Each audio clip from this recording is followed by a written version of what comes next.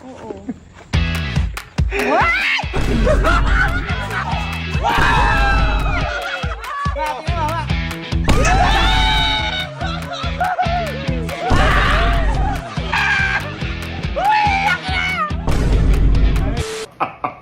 Boy, bakit ba? Pa, kuya. Bakit natawag mo kami? Malambot ka pa. Malambot ka. Dahil ngayong araw na magaganap ang paghiganti natin kay Mama. Ano yun? Natatandaan nyo nung nag-Cebu tayo?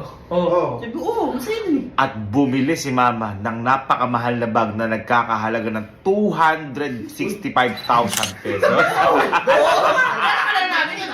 Hindi mo kami binigyan ng pera nun eh. Hindi ko kayo nabigyan ng pera. Hindi talaga. Ngayon, sasamba kayo sa akin para magigante? Wow! Sumama kayo talaga. Dahil napakaganda ng pinano ko. Ano yan? Sabihin mo na.